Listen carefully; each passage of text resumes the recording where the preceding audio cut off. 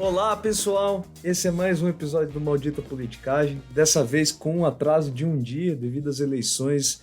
Eu e o Luiz estávamos dando algumas entrevistas em algumas rádios locais, muitas aulas, a gente não conseguiu digerir tudo para terça-feira. Dessa vez nosso episódio, exclusivamente nessa semana, vai para quarta-feira. Tudo bem, Luiz? Tudo bom, Alê? Saudações a todos e todas. Foi uma oportunidade legal de fazer umas parcerias com alguns programas de rádio e também para dar tempo da gente processar as informações e nós mesmos processarmos o que aconteceu. Nós vamos falar aqui com vocês, reagir a muitas mensagens que vieram. Se teve uma coisa positiva nessas eleições, para o Maldita Politicagem foi a interação incrível que os ouvintes tiveram nas nossas redes sociais. Elas vão continuar, diga-se de passagem, como diz o craque Neto, com muito do que a gente vai falar aqui sendo jogado nas redes, no Instagram e preferencialmente no Twitter. Nos sigam no Twitter, @mpoliticagem. E aí, no episódio de hoje, como sugestão de muitos aqui e do Gabriel Marcondes, que disse que tinha que ser um programa comentando o resultado, seria indispensável, a gente vai fazer uma espécie de quase que uma live aqui, com a lista de comentários para a gente reagir um a um e fazer uma espécie de análise de conjuntura disso que aconteceu no domingo, que é um pedido antigo dos ouvintes, fazer mais análise de conjuntura, eventualmente lives mesmo. E isso é um negócio difícil, né? Porque a gente começa analisando a conjuntura da semana, daqui a pouco está analisando a live da quinta-feira do Bolsonaro e chega uma hora que termina analisando o Guga Chakra nadando em Brighton Beach, em New York, né? E até o look da Michelle Bolsonaro. Então, esse negócio de analisar tudo que acontece na política, a gente pode se perder. Mas hoje a gente vai fazer uma análise de conjuntura de coisas relevantes. E tomara a Deus que um dia a gente nunca faça uma análise sobre o Instagram do Guga Chakra, né? Então, Luiz, o nosso episódio de hoje ele tem um formato diferente. A gente vai comentar aqui e responder uma série de questões sobre as eleições que ocorreram agora no último domingo. A gente não vai ter um conceito, não vamos ter uma explicação mais teórica, né? A gente vai, na verdade, dividir os blocos da seguinte maneira. No primeiro bloco, eu e o Luiz, vamos dar as nossas opiniões, né, os nossos comentários sobre as eleições. No segundo bloco, nós trouxemos uma série de perguntas que vocês enviaram para a gente no Instagram, foram muitas. A gente já pede desculpa antecipadamente porque não é possível responder todas elas. E no terceiro bloco a gente separa as questões que são sobre o segundo turno, sobre os eventuais apoios, né, os cenários possíveis, um governo futuro possível. Então continue com a gente, pessoal.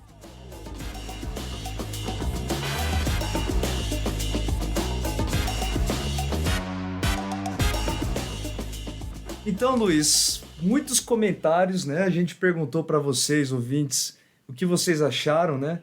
E uma chuva de comentários mais ou menos seguindo o mesmo tom, né? De preocupação, né? De frustração. Que pode ser até a nossa imagem inicial, como a gente usa nos episódios tradicionais, que hoje a gente não segue esse padrão, mas tem uma sensação aqui que surge como imagem inicial. Qual que é? Eu vou agradecer os comentários que a gente está utilizando aqui, da Tassiane Camargo, da Paula Vitória, da Marcela Cardoso, a Rafaela Nascimento, a Juliana Cripa e a querida Manuela Leone, que é minha aluna, né? Ela comenta o seguinte: Bolsonaro já ganhou essa eleição, o diagnóstico dela já está dado aqui. Então, essa é, pelo menos na bolha do Maldita Politicagem, a sensação e imagem de saída do que aconteceu no domingo, que domingo à noite estava todo mundo com a cabeça inchada, né? Estava todo mundo já antes da hora com ressaca dessa eleição. Então nós vamos tentar enfrentar. Ressaca que está durando alguns dias, né? Muita gente está preocupada com o que aconteceu. Eu confesso que segunda-feira eu não queria falar de política e nem o futebol chegou para me salvar dessa vez, porque o São Paulo tomou uma cacetada também no sábado. Então tá todo mundo preocupado, com razão, porque a votação do Bolsonaro superou o que os institutos estavam dando e a votação de candidatos bolsonaristas ao redor dos estados, especialmente do centro, oeste, sudeste e sul, foi muito surpreendente. Isso coloca preocupação para o desenrolar do segundo turno, mas ainda coloca preocupação para o que vai ser a partir de 2023, com um Congresso ainda mais conservador ou um Congresso mais inclinado a rejeitar a ciência, a defesa do meio ambiente, a defesa das minorias. Então isso é preocupante mesmo. A gente vai tentar abordar isso de uma forma um pouco mais leve, mas não deixar de registrar que essa preocupação é muito válida, é uma preocupação muito justificada. O monstro que surgiu das eleições nos faz ficar com essa ressaca. E aqui o Maldita Politicagem vai ser uma espécie de anador, um engove, os produtos que vocês usam aí para tentar superar a ressaca dos inferninhos que vocês vão, das coisas erradas que vocês fazem. Então vamos tentar destrinchar um pouco aqui, distribuir pílulas anti-ressaca para vocês. Então, Luiz, vamos começar pela disputa presidencial? É isso, vamos lá. Você quer dar o pontapé aí do que você achou? Fala pra gente qual foi sua percepção geral, o que mais te surpreendeu. Bom, eu acho que o que surpreendeu foi a votação do Bolsonaro nas regiões interioranas de São Paulo, do Rio, até na região metropolitana do Rio de Janeiro, mas nesse Brasil profundo, né? Veja, já era esperado que o Bolsonaro ia melhor nessas cidades médias e pequenas. Só que o que aconteceu foi uma avalanche mesmo, né? Em algumas cidades do interior de São Paulo, Paraná, Mato Grosso, ele fez 65%, 70% dos votos. Enquanto que nos centros urbanos, que o Lula tendia a ir melhor, São Paulo, Minas, a diferença do Lula foi pequena, diferença de 5%, 7%. Quando não perdeu, né? Quando não perdeu, como no caso do Rio. Então, é aí que tá. Embora nessas grandes centros urbanos o eleitorado seja mais numeroso, e daí, do ponto de vista absoluto, o Lula cresce, do ponto de vista proporcional, os mapinhas são muito escuros no interior, a favor do Bolsonaro, do azul marinho escuro, assim. E quando é a vantagem do Lula nos grandes centros, é um rosinha, não é um vermelho forte. É isso que a gente pode traduzir em mapas. E claro, com o Nordeste sendo a fortaleza petista, como sempre, né? A votação do Lula, inclusive, superou as pesquisas em algumas regiões do Nordeste. É uma avalanche petista lá.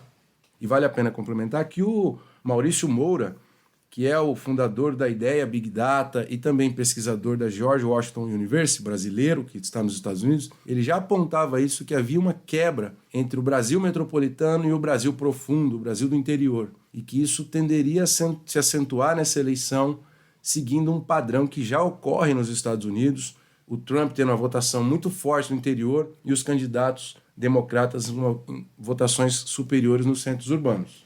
Eu acho que esse argumento sobre um mapa, né, geográfico do voto, né, ficou muito claro dessa vez, né? Assim como nos Estados Unidos nós temos o Corn Belt, né, que vota majoritariamente para o Trump, que votou, né, em 2020 para o Trump. Na França também é possível ver isso, o interior votando com força na extrema-direita. Na Itália, o sul do país também apoiou com muita força agora a candidatura da Giorgia Meloni. Na Inglaterra também ocorreu mesmo. No Brasil, nós dessa vez também representamos muito forte o chamado cinturão do agro, né, que vai mais ou menos ali da zona oeste de Santa Catarina e sobe até, né, quase o estado de Amazonas, do Pará. Vocês podem ver, consultar o mapa das eleições no Brasil, vocês vão ver que existe um grande cinturão ligado à economia agro e à força do Bolsonaro nessas regiões. Só uma pergunta, Corn Belt é o cinturão da pipoca? É o cinturão dos grãos, é isso? Do milho, né? Do milho. E no caso dos votos do Lula e do PT, também é possível ver uma espécie de geografia, né, numa concentração dos votos associados com os lugares onde há pobreza, né, extrema. Né? Então, se vocês consultarem também lugares onde há a presença de uma miséria, de uma pobreza muito forte no país, né, vocês vão ver que nesses estados o PT levou vantagem ampla.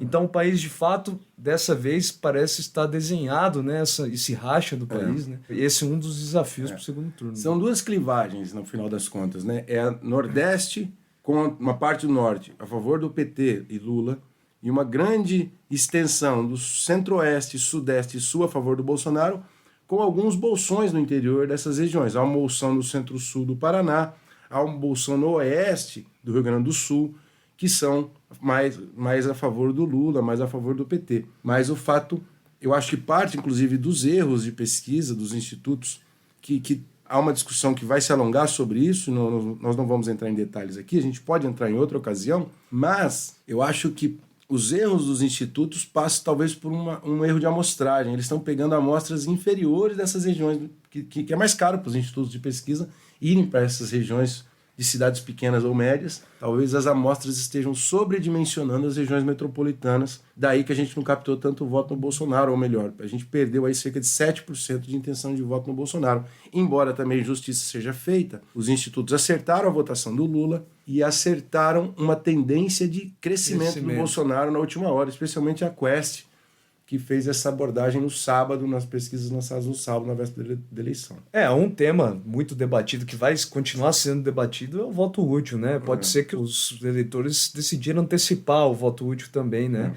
Isso é muito provável que tenha acontecido, tendo em vista a diminuição também, né, dos votos para o Ciro Gomes e para a Simone Tebet. É muito possível que isso tenha ocorrido nesse primeiro turno. Exato. Bom, Luiz, outra questão que eu acho importante a gente tocar aqui é quanto ao antipetismo, o possível antipetismo. Vamos discutir aqui se isso é um fator relevante para a gente entender os resultados dessa eleição. Eu acho que é sim. Eu acho que a gente teve uma impressão, vendo os dados de rejeição ao Lula, esses dados caíram nos últimos 2 anos lenta e sistematicamente. Então, já chegou em momentos que o Lula tinha 60% de rejeição, isso foi caindo. Hoje está em 45%, 43%, dependendo da pesquisa. Só que isso é no agregado nacional. Provavelmente o Lula quebrou a rejeição em regiões que ele tinha uma entrada forte, especialmente no Nordeste, em bolsões de pobreza. Nesse cinturão do agro, que você chamou, parece que ainda é uma rejeição monstruosa, né? Então, do ponto de vista de alguns estados, a votação do Tarcísio em São Paulo, a votação do candidato bolsonarista no Rio, demonstram ainda estados com rejeição muito forte ao PT, e isso, pelo jeito, é um fenômeno mais duradouro do que a gente estava pensando a partir da metade do governo Bolsonaro para cá. Sim, eu acho, Luiz, vou discordar, me permita discordar um pouco. Eu tendo a achar que esse aspecto, esse argumento sobre o antipetismo, ele tende a demonstrar ou sublinhar como se fosse uma reação de determinada parte da população brasileira contra a possível força do PT, né? Contra o possível eleitorado do petista. Eu acho que isso esconde um pouco uma corrente ideológica mesmo, né? Um posicionamento de fato da população. Então, eu tendo a ver isso como uma manifestação, essas eleições de domingo, mais como manifestação ideológica de uma parte da população brasileira, do conservadorismo que sempre existiu, mais do que uma reação ao Lula e ao PT. Então, por isso, eu não gosto muito dessa visão do antipetismo nesse momento. Antipetismo útil, né? Não é isso, né? Não, eu acho que, por exemplo, né, só para usar um exemplo antigo, né, existe uma vasta narrativa brasileira de que a sociedade brasileira como um todo foi vítima da ditadura militar, né? E de fato foi, mas existia uma parte grande também que apoiava a ditadura militar. Ou seja, a ditadura também é resultado de apoio da própria sociedade como um todo, né? Então, eu acho que o bolsonarismo, ele não é algo que se sobrepõe à sociedade e que coloca ela presa sobre suas garras, né? Só para deixar esse visual. Eu acho que é o posicionamento de boa parte da população brasileira que é conservadora, que não gosta dessa modernidade que se coloca, né? E que representou e que manifestou suas intenções de voto no domingo. Mas essas coisas não deixam... Não, eu concordo com você, mas essas coisas não deixam de se retroalimentarem, de se reforçarem, né? Claro. Então eu vi relatos de alguns jornalistas que foram para o interior de São Paulo. Quando ele fala que ele não é nem petista nem bolsonarista, as pessoas ficam em choque. Como você não é bolsonarista? Né? Então o Bolsonaro criou um vínculo afetivo mesmo, pegando essa predisposição tradicionalista, conservadora, em muitos casos reacionária, e se transformou na amálgama disso, como a gente já tinha abordado no episódio sobre o bolsonarismo, mas ele cristaliza isso e legitimou, né? Legitima e radicaliza isso. Isso, porque nós tínhamos uma direita um tanto quanto envergonhada, a gente falou sobre isso no passado, né? As pessoas não eram de direitos, muitos dos líderes eram, a maioria na verdade, né? Mas não se declaravam, né? Não, eu sou de direita, eu sou conservador, etc. E agora curiosamente, parte do apoio dessa grande frente de apoio ao Lula, que foi formada no final do primeiro turno, ela acaba sendo uma esquerda envergonhada ou um apoio ao Lula envergonhado, né? Hoje nós estamos gravando na terça-tarde, o PDT declarou apoio ao Lula e o Ciro Gomes seguiu a orientação do partido, só que no discurso do Ciro ele não declara apoio ao Lula, ele só fala que está seguindo o partido. Mal dá para entender aquele vídeo, então, né? É um apoio anônimo, dá para dizer um apoio envergonhado do Ciro. Então agora a coisa se inverteu totalmente em relação àquilo que existia nos anos 90, e a direita está muito mais afirmativa, assertiva, dona das suas verdades, do que qualquer momento dos últimos 35, 40 anos. Então, Luiz, vamos passar para a próxima discussão aqui, que muitos levantaram também, né, sobre a variação das bancadas na Câmara dos Deputados. Alguma coisa te chamou a atenção especial? Eu acho que o primeiro ponto é a força do PL, né? O PL se mostrou o partido que deu um maior salto de 77 para 99 cadeiras na Câmara, ou seja, deputados federais. O PT também melhorou de 56 para 68. A federação do PT, que inclui PV e PCdoB, cresceu, chega a 79, mas o PT ficou em 68. São os dois grandes vencedores, embora a União Brasil e o PP também tenham tido alguns acréscimos e disseram que vão fazer um grande partido. O Arthur Lira quer montar um partido com mais de 150, cento e tantos deputados, provavelmente para consagrar o orçamento secreto. E você?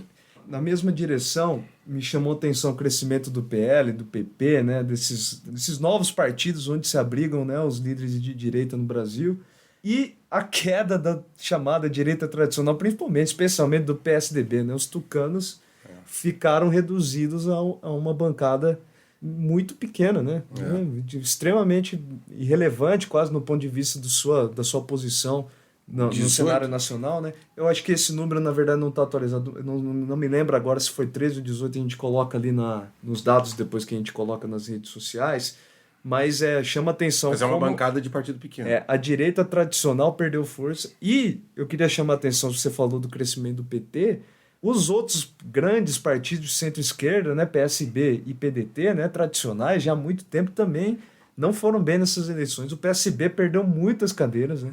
O PSB foi de 24 para 14 cadeiras, ou seja, ficou ali do lado do PSDB. E o PDT variou pouco, mas variou para baixo também, né, na Câmara dos Deputados. Então há uma concentração da esquerda sobre o PT também, né? Há três grandes forças agora a partir de 2023 na Câmara. O Centrão, a direita bolsonarista e o PT e alguns satélites que murcharam um pouco. Então vai ser basicamente essa disputa, pensando que o Centrão é de direita, e se ele for com o Lula numa eventual vitória do Lula, ele vai sempre puxando o governo Lula mais para o centro, mais para centro-direita. Então o horizonte do ano que vem é um horizonte difícil de negociação no Congresso. Lembrando que o resultado do Centrão não é surpreendente, né? Não é surpreendente. Isso estava sendo orquestrado durante todos os 4 anos do governo. Essa eleição, essa vitória em 2022 esteve orquestrada, né, pelos apoios institucionais que eles conseguiram garantir, né? E finalizando essa questão da Câmara, teve nomes famosos que foram derrotados no campo do próprio bolsonarismo, né? Por exemplo, o Eduardo Cunha, que foi candidato por São Paulo, perdeu. A Janaína Pascoal não conseguiu.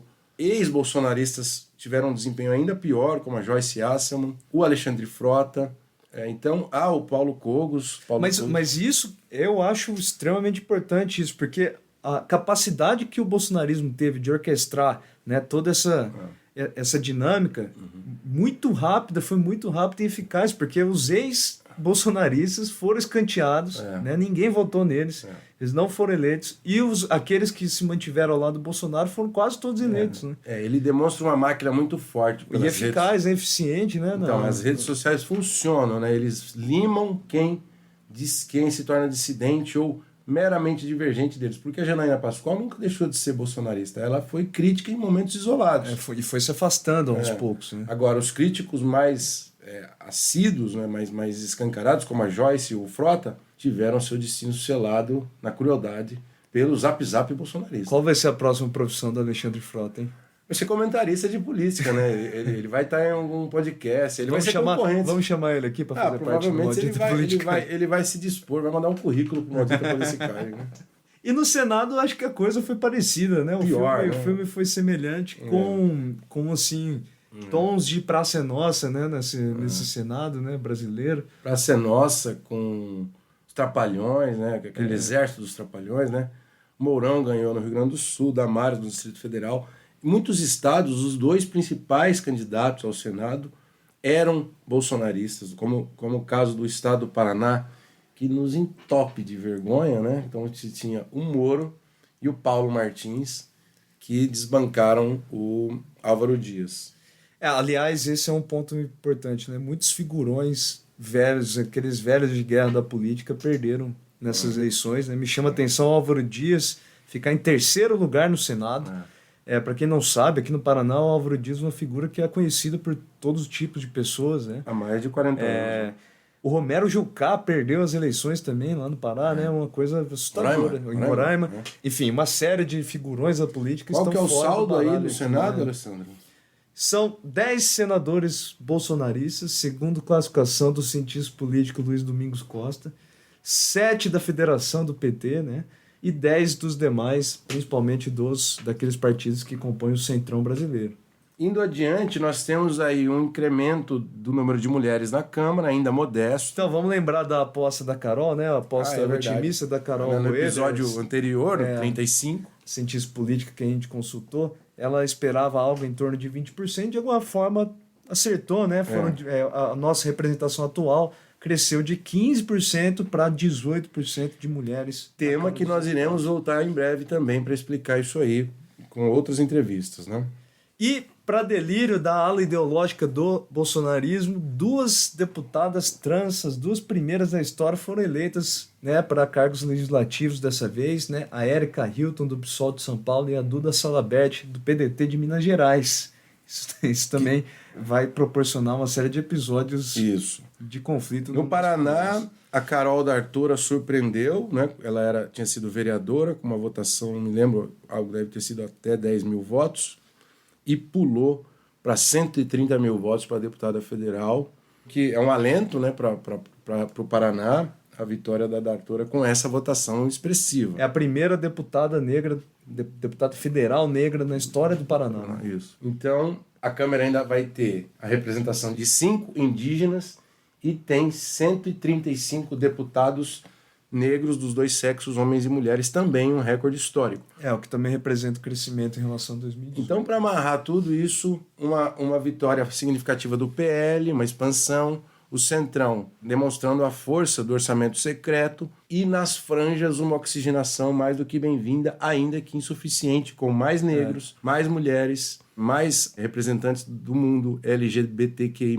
Então, ainda muito, muito incipiente, muito marginal, mas sempre bem-vinda. Eu acho que a esquerda não saiu derrotada dessas eleições. O que saiu derrotado de verdade foi parte do centro tradicional e da direita tradicional. Esses daí despencaram, né? É inclusive difícil de imaginar qual é o futuro do PSDB. O PSDB, ele não ganha nada de governo, né? E ele está disputando 3 segundos turnos. Só que esses 3 segundos turnos ele tende a perder. É muito improvável que o PSDB consiga Rio Grande do Sul, né? Pernambuco e mais algum. Pernambuco, mas no estado do Centro-Oeste, né? E a coisa não tá boa para os tucanos.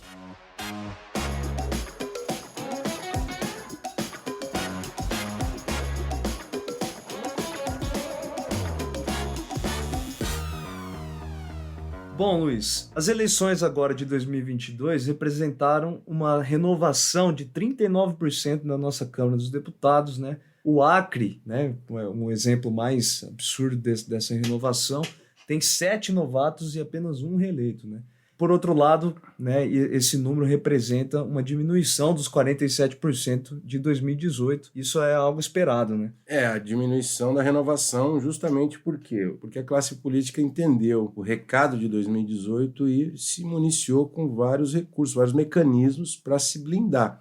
A saber, o fundo eleitoral com muito mais grana para distribuir para esses partidos. Os partidos com mais cadeiras têm mais grana, isso ficou claro, as campanhas estavam muito bem preparadas do ponto de vista financeiro e os candidatos que já têm mandato são privilegiados na distribuição dessa grana. Além do mais, o orçamento secreto, que é uma mina de recurso para essa escumalha do Centrão, né, para essa bagaceira que está no Centrão.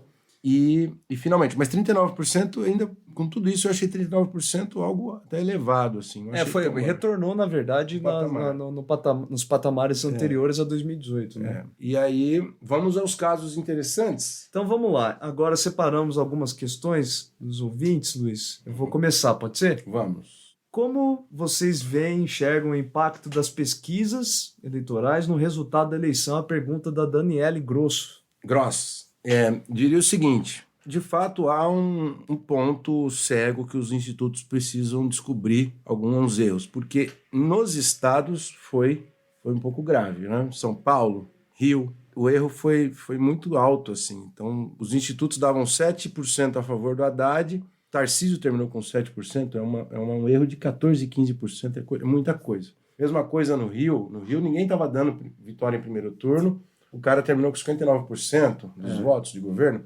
A vantagem do Onyx no Rio Grande do Sul, então, de fato, no nível estadual, é preciso decifrar de onde que vem esse erro. Eu acho que há fatores já apontados na imprensa e pelos institutos. O voto útil de sábado para domingo, que é dificílimo, impossível de pegar. Sim. O cara muda depois que ele vê a última pesquisa. E isso com o Zap Zap é muito fácil de criar uma avalanche. Só para quem não entende, né? O voto útil é aquele voto onde o indivíduo, o eleitor, ele não quer desperdiçar o seu voto e tende a votar naquele candidato que é mais forte, né? Para derrotar eventualmente um candidato que ele não deseja ou para fortalecer uma segunda preferência. Então, normalmente quem perde com isso são as terceiras e quartas opções. Isso aconteceu muito nos estados, mas para pegar o exemplo nacional, o Ciro perdeu 3 pontos da véspera para o fechamento do resultado. E esse elemento não é um erro, necessariamente um erro desse ano, né? Em todas as eleições ocorrem isso de terceiras e quartas vias secarem, né? Em 2018 a Marina tinha 6, 7%, terminou a eleição com 1%. O Alckmin também perdeu 3, 2%. Isso é voto útil na véspera. Tem o tal do voto envergonhado, que é o eleitor que não conta para os institutos, porque ele tem medo de, enfim, reprovação social do ambiente dele, ele tem vergonha de revelar o seu voto, aqui chamou voto envergonhado ou voto oculto, um baita desafio também no horizonte. Mas como eu disse no primeiro bloco, eu acho que há problemas de amostragem. As cotas do interior estão subrepresentadas nessas cotas. Eu não sou membro de instituto de pesquisa, mas eu acho que a votação do interior está batendo mais alta do que os institutos estão estimando, e isso deve ser discutido pela Associação Brasileira de Ciência Política, Associação Brasileira de Pesquisas Eleitorais. Essas grandes associações que reúnem os estudiosos disso devem fazer um esforço coordenado para discutir e aprimorar as técnicas de aferição da opinião dos eleitores. Até porque, né, nós darmos opinião sobre a amostragem seria uma catástrofe, né? A gente não quer entrar nisso. Eles são especialistas nisso. Agora, a pior coisa desse tipo de resultado é que se cria uma falácia, né? Uma falácia que se cumpre por si mesma, que é a seguinte: o Bolsonaro não faz o censo. Não faz o censo nacional, que devia ter sido feito em 2020. Que ficou 12 anos atrasado, né? Está parado agora, está sendo feito aos trancos e barrancos. Muitos moradores não aceitando responder o censo porque acreditam que é mentira. Veja só, uma situação inacreditável no interior do Rio de Janeiro, que eu vi uma matéria. Sabe, desdém com o IBGE, tudo isso dificulta que os institutos façam as amostragens mais precisas. E aí as pesquisas começam a dar errado, e aí o Bolsonaro fala, tá vendo como os institutos são ruins? Então ele sabota as possibilidades de fazer as pesquisas com qualidade, e aí as pesquisas dão errado e eles falam, tá vendo? Então essa é a profecia que se cumpre por si mesmo, mais ou menos como você vai no banco e alguém fala assim, o banco não tem o seu dinheiro para te devolver, o indivíduo vai lá e tira o dinheiro. Aí você começa a correr o boato de que o banco não tem o seu dinheiro, o dinheiro que você depositou lá, você começa todo mundo a tirar o dinheiro, vai ter um dia que o banco não vai ter mais dinheiro. Então essa é a profecia que se cumpre por si mesmo, está acontecendo com os institutos. E os deputados bolsonaristas já estão dizendo em punir instituto de pesquisa, em proibir pesquisa eleitoral, o que é o fim do mundo, é um retrocesso gigantesco, porque, vale dizer, os institutos nunca dizem que acertam o resultado. Eles são uma fotografia do momento e só. As tendências escapam aos institutos. E aí querer que os institutos acertem é inacreditável. Então, bom, vamos para a segunda pergunta aqui, Luiz. A Sheila Ribeiro diz que o Bolsonaro exerceu uma estratégia maquiavélica de punir os inimigos. Eu imagino que ela esteja se referindo aos ex-aliados dele, coisa que a gente já comentou aqui, né, Sheila? Exatamente. Com algumas exceções, né? Algumas poucas exceções que se deram bem. No caso do Sérgio Moro, que, afinal de contas, o Bolsonaro nem detonou. Embora o Bolsonaro tenha feito campanha para o Paulo Martins no Paraná, que o Paulo Martins chegou perto do Moro, os dois não mantiveram aquele clima de ataque na internet nos últimos tempos. Você acha que essa amizade vai perdurar muito tempo? Eu acho que eles vão se reencontrar maravilhosamente. Vai ser um abraço assim, com choro, com emoção. Eles vão se beijar. Vai ser uma coisa bonita de ver o reencontro do Moro com o Bolsonaro no futuro próximo. E a própria Sheila, Luiz, ela pergunta por que votam em Lula e Zema, por exemplo? Não é incoerência isso? Isso é parte da tradição do eleitor no Brasil em muitas regiões. Em Minas, isso se chamou Lulozema, mas também já teve o Dilmécio, que era o voto no Aécio e na Dilma, Inclusive, eu recebi material de campanha com bandeiras com a foto do Lula e do Zema, que são líderes locais. Como o Zema é forte, leva dinheiro para a prefeitura e tem candidato que vê que o eleitor quer o Lula, ele junta os dois. É claro que é incoerente do ponto de vista da ideologia, mas na política local, muitas vezes essa dobradinha faz com que os líderes locais, candidatos a deputados estaduais, eles queiram surfar na popularidade do governo estadual e do candidato nacional mais forte naquela cidade. E no caso do Zema, né, ele sabia que o interior tendia a ter uma direção de voto, a capital teria outra, né? Então ele não quis, né, tomar partido muito claramente nessas eleições, né, para ganhar. Então, embora ele tenha apoiado com muito mais força, muito mais ênfase o Bolsonaro em 2018, 2022, o Zema não aparece quase, né, dando palanque para algum dos candidatos. Para fechar o exemplo da questão da Sheila, eu vi, acho que o Bernardo tinha me mandado a campanha do Neguinho da Beija-Flor, os votos dele. Era Lula para presidente, Cláudio Castro para governador, que é o representante do Bolsonaro, e candidato a deputado federal do PL, candidato a deputado estadual do PP. Era uma confusão total.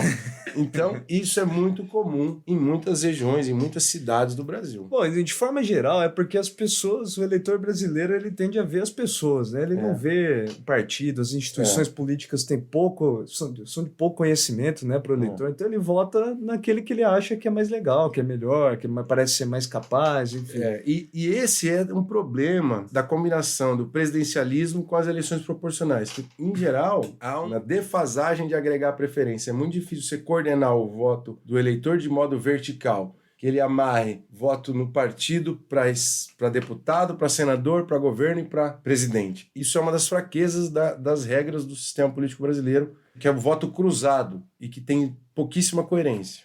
E aí, Luiz, para fechar esse primeiro bloco, eu passo para você, um bloco de questões. O William Gabriel pergunta por que Bolsonaro teve mais votos do que as pesquisas estipulavam como teto. Né, os tetos davam ali cerca de 36%, 38%, né, com a margem de erro, e ele acabou obtendo pelo menos 5% a mais. Né? Boa, grande William. É só para a gente amarrar o que já foi colocado. Eu acho que são 3 fatores que não se excluem para explicar. Um voto envergonhado, eleitores não estavam falando que ia votar no Bolsonaro. Uma parcela, além disso, de voto útil, eleitores abdicaram das terceiras opções, Simone e Ciro. E, por último, há, sim, erros nas amostragens dos institutos em determinadas regiões, porque esses erros aconteceram mais em São Paulo, Minas, do que, por exemplo, no Nordeste. Então, acho que esses 3 fatores explicam os erros dos institutos na votação do Bolsonaro, repetindo que, no caso do Lula, as previsões foram muito mais precisas. Bom, ainda para seguir nas perguntas, o André Picussa perguntou: essa polarização representa o que o brasileiro não sabe votar? Pô, essa pergunta é dificílima, né? Querido André Picussa, meu aluno, muito, muito engajado nas discussões políticas, eu acho que a polarização representa o contrário, na verdade. Eu acho que, inclusive com o voto útil, né, ele já é uma representação da racionalidade do eleitor, em querer maximizar os seus ganhos, etc., né?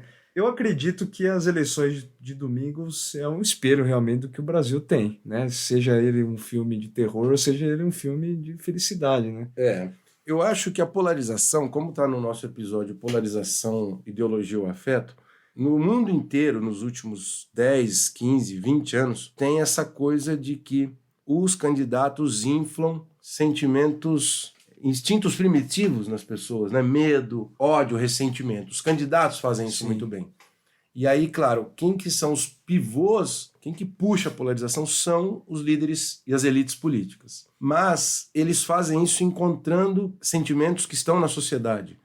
Normalmente eles fazem isso por meio de pesquisas qualitativas, um grupo focal, eles sabem como estimular esse medo. Então a polarização é uma dobrada, é um bate-bola, uma tabela entre o que a população tem de sentimento e o que os políticos, como eles instrumentalizam isso para fazer voto. Sim.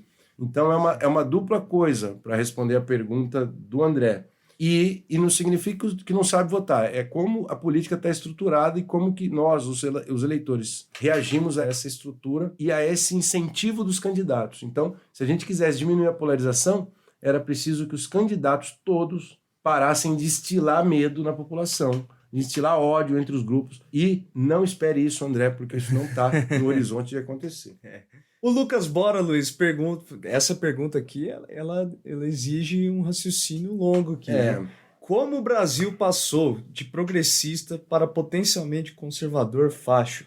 Bom, Lucas, eu conheço vagamente. Ainda lembro de quando a gente tinha um contato lá na Baixa São Francisco. Ele é o seguinte, eu acho que algumas coisas é um movimento de adaptação de um padrão que existia na época da polarização PT-PSDB. Parte desse mapa que a gente vê hoje já existia, né? Sudeste, Centro-Oeste, Sul com o PSDB e Nordeste e Norte com o PT. E quando havia as vitórias, foram 4 vitórias fortes do PT, não significava que o Brasil era muito progressista, porque no próprio ideia de lulismo, de adesão ao lulismo, tem um progressivismo muito moderado com ordem social. O Lula sempre foi um cara que tentou controlar uma agenda hiperconservadora para não causar convulsão, e o Lula sabia que o eleitor pobre é um eleitor conservador. Então ele era uma reforma muito modesta com a manutenção dos valores tradicionais da sociedade. A Dilma que tenta acelerar isso e deu no que deu.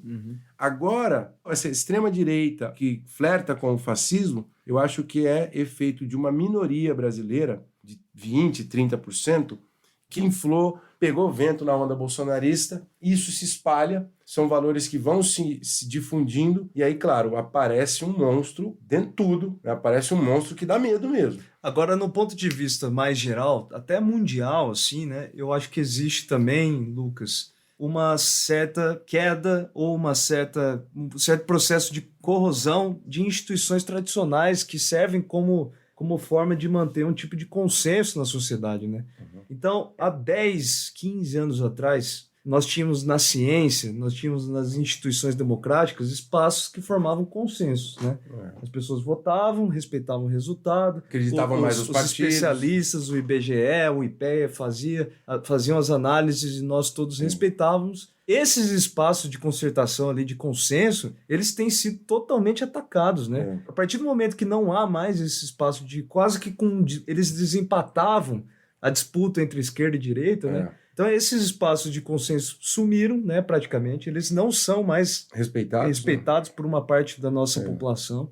E isso tudo só incentiva, né, o crescimento de um extremismo, né, de um extremismo para um lado. Que é essa coisa da pós-verdade, né? Não importa mais o que a universidade fale, o que alguns líderes religiosos falem. O que importa é o que corre no Zap, aquilo afeta suas emoções e normalmente se corre no Zap para chamar atenção e para ser replicado nas redes sociais, tem que ser alarmista, tem que ser extremista. Você iguala a opinião do cientista, você iguala a opinião do tiozão do Zap. Do tiozão do Zap, com o tiozão lá do boteco, é tudo igualado, então é tudo parte do mesmo nível de conhecimento, talvez, né? Então, vale dizer, eu acho que o Brasil nunca foi majoritariamente progressista, né? A gente tem um país tradicionalmente mais conservador, só que era um conservadorismo moderado, controlado, civilizado, e isso se perdeu, é isso que nós estamos vivenciando. Então, quando o PT foi governo, ele foi um governo que trabalhava bem esse conservadorismo, e o Bolsonaro, ao invés de trabalhar isso vindo para uma posição moderada, ele leva para os extremos, né? E nosso amigo é Pedro? O famoso Pedro. Ele tá apelido ou não? Boatos que tem uma lontra, né? O nosso amigo Pedro Rodrigues pergunta, então, como São Paulo elege Boulos e Suplicy e o astronauta ao mesmo tempo, né?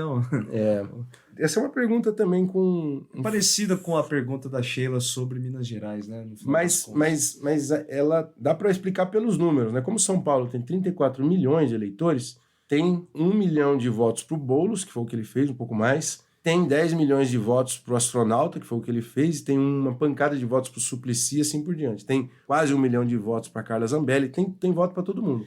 Mas a questão ela é relevante do ângulo da agregação das preferências. Porque o que a gente está vendo é que a direita está conseguindo moldar melhor a escolha dos seus eleitores em grandes puxadores de voto. A esquerda não tem a mesma oferta de candidatos tão barulhentos, tão chamativos e, portanto, não consegue ter o mesmo desempenho, né? Vale lembrar, por exemplo, o Bolsonaro conseguiu eleger ou ficar com vantagem para o segundo turno candidatos a governador e senador. O PT não conseguia fazer isso. O PT, quando ele queria eleger uma bancada de senadores fortes, como em 2010, ele abdicava dos cargos de governo para os aliados de centro. Então, raramente o PT conseguia dobrar o governo estadual e o Senado. O Bolsonaro, nesse ano, fez isso em muitos estados. Ele elege o governador ou coloca o seu candidato no segundo turno, elege o senador, e em alguns casos, como no Paraná, ainda faz o segundo colocado para o Senado. Vale lembrar também que Boulos e Suplicy, eles devem ter ganhado muitos votos na região da Grande São Paulo, né? Onde a esquerda sempre teve alguma força, né? Alguma concentração de força, devido aos movimentos, né? Diversos movimentos operários que existem lá.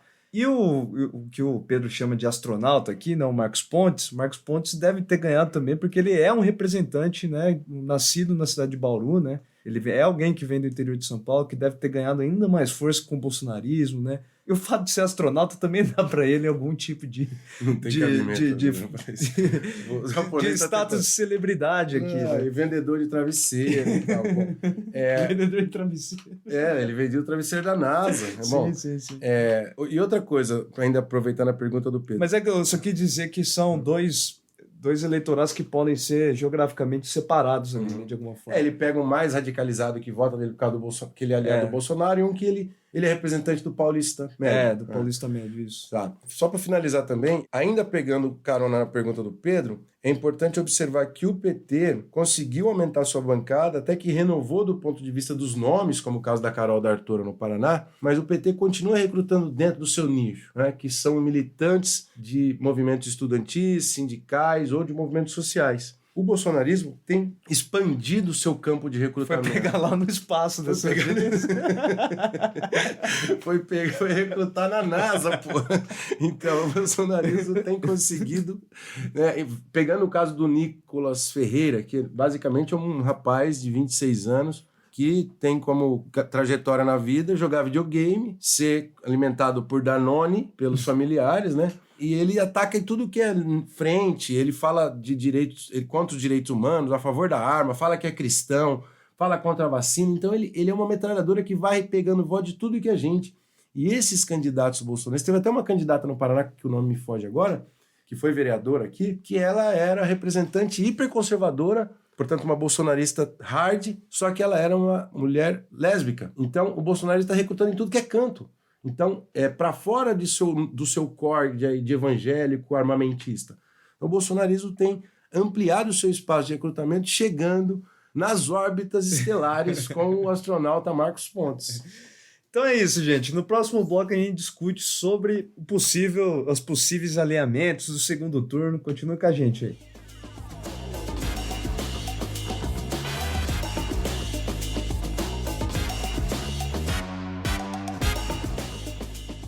Bom, agora para o terceiro e último bloco, ainda algum debate com as questões colocadas por vocês, ouvintes, na interação no Instagram. Nesse momento que a gente grava, está vindo novas interações que nós não preparamos, mas algumas a gente já abordou. O Rafael Teles falou do Ciro, que não declarou apoio nominalmente para o Lula, mas declarou apoio, uma coisa maluca. Né? O Ciro está tomando lisérgico pesado. E antes de começar com as perguntas, eu quero trazer um dado que diz respeito a esse cinturão do agro. Que mesmo que a gente queira entender esse padrão que foi discutido no primeiro turno, o Brasil é complexo o suficiente para deixar a gente à beira de um derrame. Porque para pegar duas cidades importantes e que deu briga aqui nos bastidores do Maldita Politicagem para eu trazer essa informação, eu vou trazer, dá licença, é o seguinte. Querência do Norte, uma cidade importantíssima do Noroeste Paranaense, famosa, capital do arroz irrigado, deu uma vitória para o Lula de 52% a 43% para o Bolsonaro. Então, o Lula ficou com 9 pontos em querência. Lins, por sua vez, qual que é o apelido de Lins que você disse? É a cidade das escolas. A Lins, que é a cidade que já foi capaz de gerar pessoas competentes, brilhantes, como um dos explanadores desse podcast, entretanto, deu 65,88% para o Bolsonaro e 26% para o Lula. Ela é ex-cidade das escolas ou ela ainda é cidade das escolas? Eu acho que você vê que as escolas elas podem ensinar o que elas quiserem, né, cara? Elas têm liberdade de cátedra. Então, né? Lins, a cidade das escolas, meteu 65% na urna para o Bolsonaro. Então, nós temos essas duas representantes do Brasil, dessa polarização. Vamos ver o que o Brasil faz no segundo turno, se vai ser mais querência, ou mais links. Bom, mas você tirou esse dado da onde? Tirei dos sites oficiais aqui. Eu tirei do Poder 360. Não, eu não acredito. Você não acredita? Eu não acredito nas suas fontes, eu não acredito. Tá. Então vamos retomar com Matheus Morato. O que esperar do comportamento dos nulos e da abstenção para o segundo turno, Alessandro? Bom, Matheus, eu fui procurar os dados sobre dados nulos e abstenções, né, nas últimas eleições, para ter como base, né, porque eu achei a pergunta interessante, mas aqui tudo indica não há grandes mudanças entre o primeiro turno e o segundo turno quanto a esses votos, né? É algo que me surpreendeu até, né? De forma intuitiva, achava que o segundo turno tivesse mais votos, mas parece que não, né? A tendência é que se repita, os patamares se mantenham nesse caso. 8% de votos nulos e brancos. E 20% mais ou menos 6, 7, 8% e cerca de 18, 19% em abstenções. Esse padrão se repete nos dois turnos. Lembrando que há uma tendência pior para o Lula de que, em geral, a abstenção cresce quanto mais pobre for o eleitor. E isso é pior para o Lula, por isso que parte dos esforços da campanha do Lula é para chamar essas pessoas para votarem, né? Bom, Luiz, o Vinícius Thomas pergunta sobre um eventual apoio da Tebet e do Ciro Gomes. Se com esse eventual apoio o Lula leva as eleições? Difícil cravar sim, se bem que são apoios importantes porque dão aí quase 8 milhões de votos. E o Lula tem uma vantagem atualmente de 6 milhões de votos. A declaração de apoio deles não arrasta os votos automaticamente. Elas são importantes, mas a votação vai ser disputada na campanha propriamente dita. Agora, se metade do voto de cada um deles for para o Lula, aí sim, aí o Lula não tem problema para ganhar a eleição, provavelmente ele ganha. Essa é a coisa. Lembrando que a votação do Lula, a gente está surpreso com a votação do Bolsonaro e dos candidatos bolsonaristas, a votação do Lula foi impressionante, né? O Lula tinha 20% de intenções de votos há 2 anos atrás, ele chegou a 50% de intenções e fechou a eleição com 48%. Então foi um crescimento monstruoso também. Lembrando que a votação do Lula é muito superior à votação do Bolsonaro no primeiro turno de 2018 e o Bolsonaro perdeu o voto na urna do primeiro turno de 2018 para 2022, né? Ele estava com 45 e agora veio para 43. Então o horizonte do Lula é mais fácil que o do Bolsonaro, embora o Bolsonaro venha aí com força de alguns candidatos vencedores no governo estadual, como o próprio Zema em Minas, e o Cláudio Castro no Rio de Janeiro e o Tarcísio na frente em São Paulo. Isso vai ser um fator favorável ao Bolsonaro. A Suelen Fabrício faz uma pergunta parecida, semelhante, né, se a gente precisa ou não dos ciristas. Eu acho que é algo que é, sim, válido, né? O apoio dos candidatos é sempre importante para o segundo turno. E o próprio Vinícius Thomas, Luiz, ele pergunta como lidar com as contradições no Congresso Nacional, né, no eventual governo, né? Bom, deixa eu só fazer uma coisa. Eu acho que teve 2 momentos de acomodação de votos no primeiro turno. Na penúltima semana de campanha, teve um movimento de eleitores em direção ao Lula. O Lula cresceu. Na reta final, teve essa provável debandada de eleitores do Ciro para o Bolsonaro. Eu acho que o movimento, se ele for pendular, e a torcida da campanha do Lula é essa, a tendência é de mais votos ciristas para o Lula. E no Congresso? No Congresso, eu acho que é um exercício que é muito difícil da gente cravar agora, né? Vai ser a gente tá cometendo aqui uma grande chance de trazer uma gafe para vocês aqui. Mas, assim, é preciso lembrar que vai ser difícil, né? Porque trata-se de uma minoria, no caso de um eventual governo Lula, é uma minoria no Congresso, né? Apesar do número expressivo do próprio PT, os seus aliados estão enfraquecidos, né? Vai precisar sentar com o Centrão, né? Não tem como. A única saída, né, é dialogar com o Centrão. E lembrando, né, que boa parte desses indivíduos, desses líderes do chamado Centrão, já sentaram com o Lula no passado, né? Então não é algo tão difícil de se imaginar no ponto de vista do que a nossa história nos traz, né? Mas se o Lula fez um movimento ao centro, nas alianças agora com Henrique Meirelles, com parte do PSDB, eu acho que a composição do Congresso vai fazer que ele dê mais alguns passos em direção a esse centro ainda, e se ele ganhar, inevitavelmente. Mas cá entre nós que esse centro que está agora no barco do Lula, né, é um centro enfraquecido, né, e que tem pouco poder de barganha, né? Sim.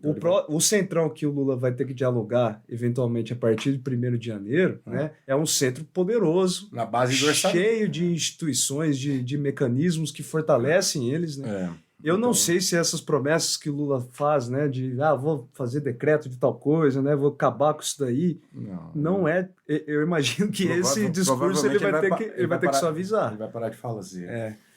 Patrícia Almeida, quais as chances para cada candidato no segundo turno?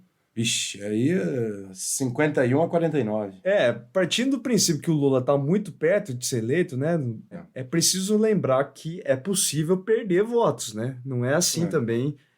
Os 48,5% do Lula não estão garantidos, né? Cada lado deve ter cerca de, aqui um chutômetro, mas baseado nas pesquisas, cada lado tem uns 30% duro, né, de apoio, né, muito rígido, mas o restante dos eleitores podem se variar. Então é uma nova etapa das eleições que não parte da certeza do primeiro turno, né, desses 48% ou dos 43% do Bolsonaro.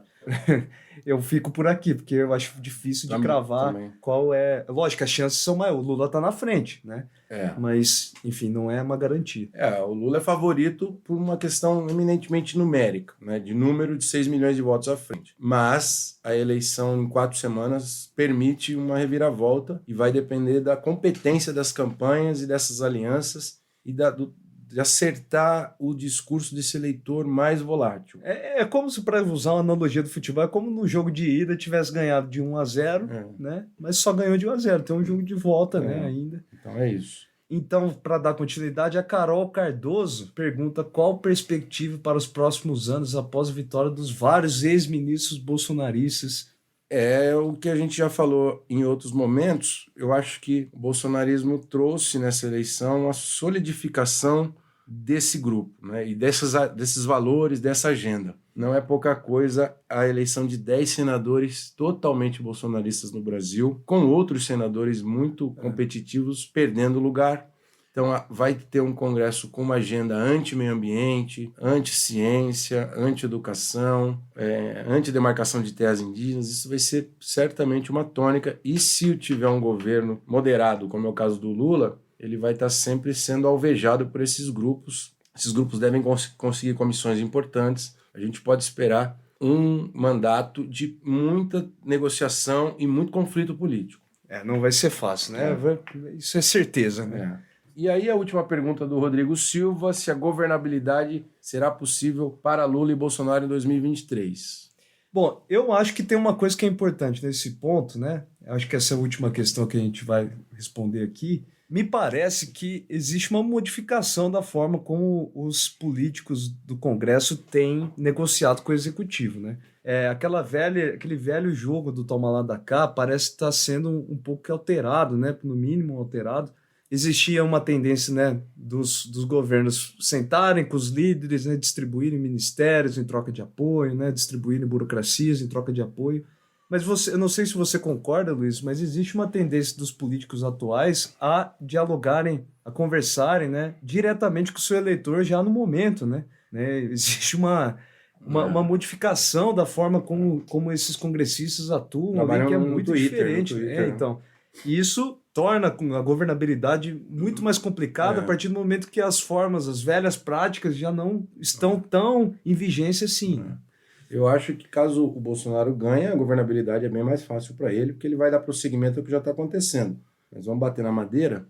Se o Lula ganhar, ele vai ter que retomar alguns mecanismos mais institucionais de operar o governo, provavelmente em uma conexão com instituições não do parlamento, com a mídia, com instituições da sociedade civil, com o Supremo Tribunal Federal. Eu acho que essas coisas vão ter que se acomodar de um jeito novo e não é como nada do que a gente já viu, nem durante o período Lula, embora a habilidade dele conte, porque ele tem essa habilidade, ele vai trazer parte do Centrão, ele vai tentar dialogar para fora das instituições formais, mas provavelmente o jeito que bagunçou as melancias agora, elas vão se acomodar na carroça de um outro jeito que nós ainda nunca vimos. Mas outro fator importante, relevante aqui, é que a pretensão desses candidatos, né? O Bolsonaro ele fez alianças como forma de manter a sua integridade, sua força política, né?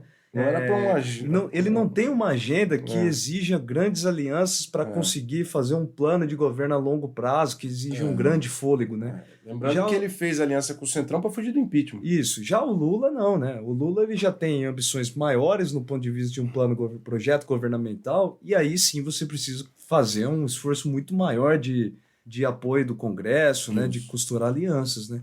Por exemplo, o Ciro Gomes, se ele tivesse no segundo turno, né? Todos aqueles projetos dele teriam que ser baseado numa aliança enorme, né? Porque ele trazia planos que eram muito mais ambiciosos. E o muito Bolsonaro detalhado. não tem nada, né? Então, Bolsonaro tem fácil, como ele próprio diz, é uma agenda de destruição de algumas coisas. E partindo dessa estratégia do Bolsonaro e do que é o bolsonarismo, a historinha final, já que hoje nós não vamos ter a maldição já está dada em tudo que a gente falou ao longo do episódio, a gente queria ouvir uma história de um colega, de um amigo, um parceiro do Maldita Politicagem, que é o Diogo Tavares, que faz doutorado em ciência política e trabalhou na campanha agora, no primeiro turno, percorreu o Paraná profundo, e ele tem uma história para dizer como que era quando ele visitou algumas associações empresariais em cidades médias do interior do Paraná. Vamos ouvir o Diogo. Olá pessoal, tudo bom? É um prazer estar falando com vocês aqui e com os ouvintes do Maldita Politicagem. Pois bem, eu tive a oportunidade de trabalhar em uma campanha majoritária, agora nessas eleições, como assessor, na campanha que acabou de terminar. E nessa campanha a gente deu um giro pelo interior do estado com agenda em todas as mesorregiões do Paraná. E nesse giro a gente pôde se deparar com algumas situações e realidades, no mínimo, curiosas, diferente da política dos grandes centros, digamos assim. Ali, principalmente por lá da região oeste e noroeste do estado do Paraná, região de Foz do Iguaçu, Cascavel, Toledo, Medianeira, Cianorte e Paranavaí, essa espécie de cinturão do agronegócio do nosso estado, era muito comum da gente ver aquelas caminhonetes do pessoal do agro, adesivadas com adesivo do Bolsonaro, bandeiras do Brasil no capô, um comércio decorado de verde e amarelo, com bandeiras do Brasil enormes, os manequins das lojas expondo roupas da moda verde e amarela, assim, que não me parecia muito um clima de Copa do Mundo, não. Em Foz do Iguaçu, por exemplo, eu também cheguei a testemunhar um QG do Bolsonaro, assim que se chamava, que funcionava 24 horas por dia. O que mais me impressionou é que era uma estrutura e um engajamento muito voluntarioso, muitas vezes financiada pelos próprios militantes. Mas um tipo de agenda que me chamou muito a atenção e que era sempre uma surpresa para nós, porque a gente nunca sabia o que de fato esperar dela, eram as visitas às associações do comércio. A nossa campanha abriu um diálogo com os empresários e visitava as associações do comércio nas principais cidades de cada região.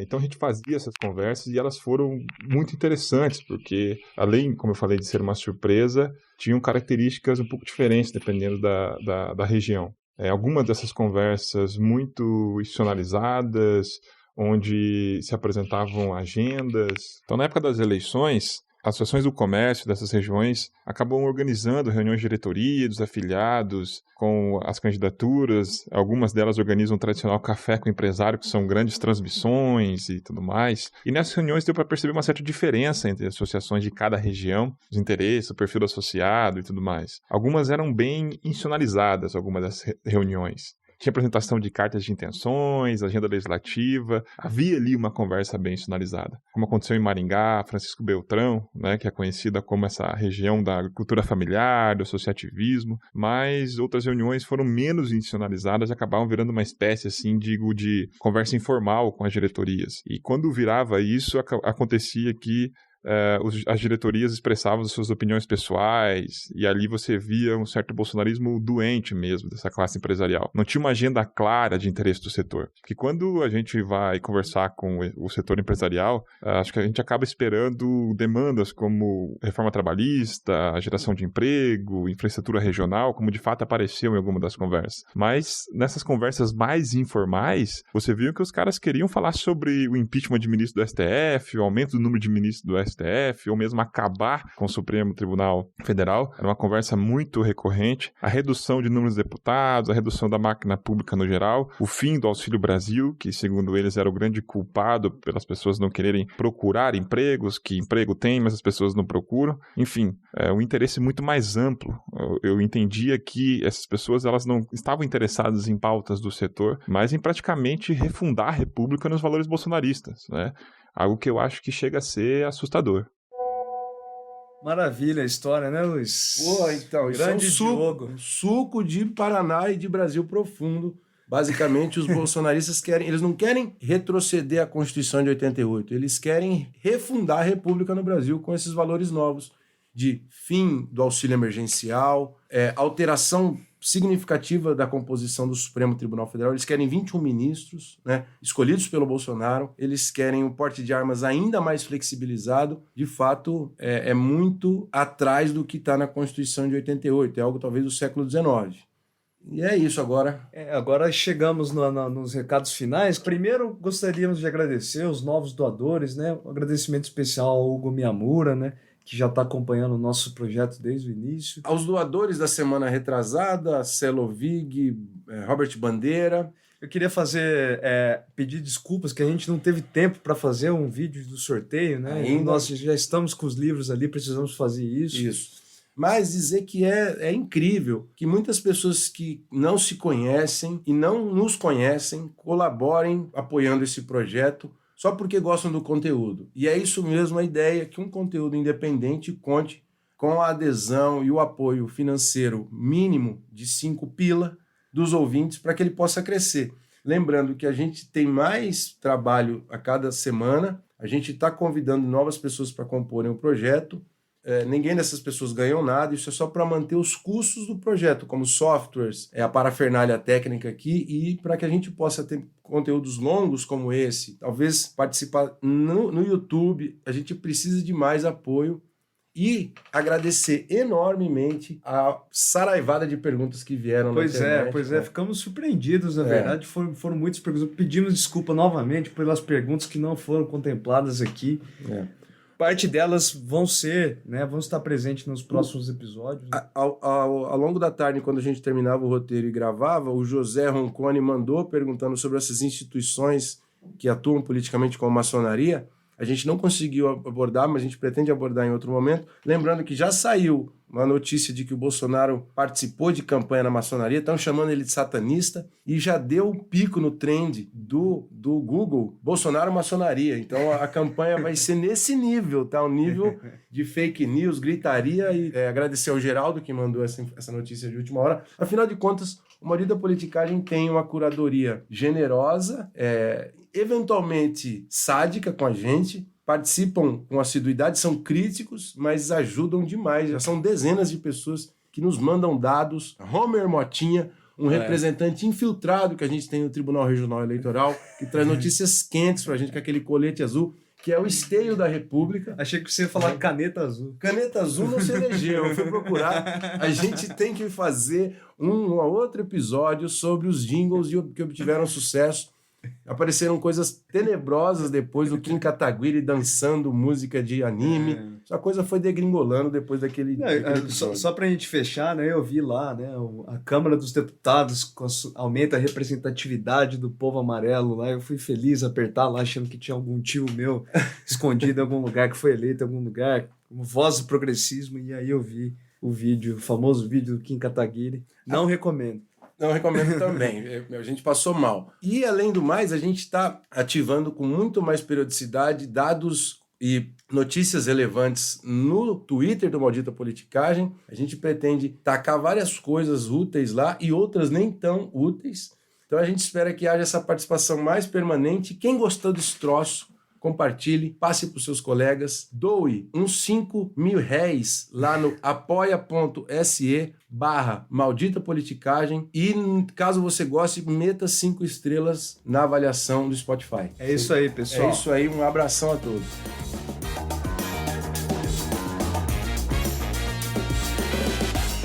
O Maldita Politicagem tem roteiro e produção de Luiz Domingos Costa e Alessandro Tokumoto, edição de áudio de Matheus Bittencourt, finalização de áudio e identidade visual de Fábio Tokumoto.